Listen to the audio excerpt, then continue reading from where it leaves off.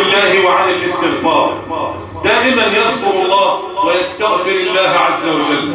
فتعجب الإمام وهو لا يعرف الرجل ولا الرجل يعرفه، فقال الإمام أحمد: يا أخي، منذ متى وأنت تواظب على هذا الذكر وعلى هذا الاستغفار؟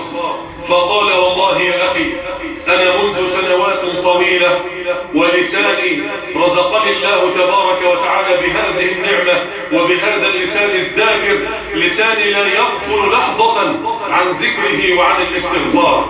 فقال الإمام: وهل وجدت ثمرة لذلك؟ طيب انت لقيت نتيجة للذكر وللاستغفار ده؟ لقيت نتيجة؟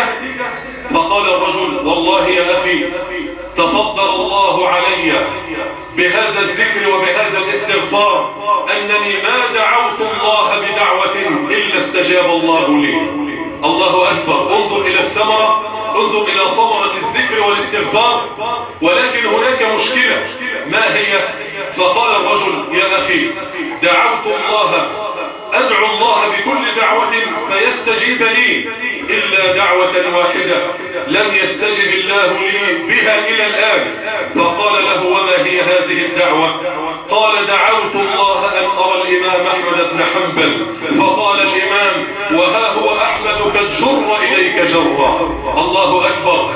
هذه الدعوة أنت دعوت أن ترى الإمام، أهو الإمام جالك على وشه، مش جالك بمزاجه، جر إليك جرا. الله أكبر. هل وقفت أيها الحبيب الكريم على هذا الفضل العظيم للاستغفار الذي جعله الله أمانا لنا؟ فلا تغفل أيها الحبيب الكريم عن الاستغفار. أخيرا أيها الأحبة، كيف كان يستغفر النبي صلى الله عليه وسلم؟ النبي عليه الصلاة والسلام علمنا صيغا كثيرة للاستغفار.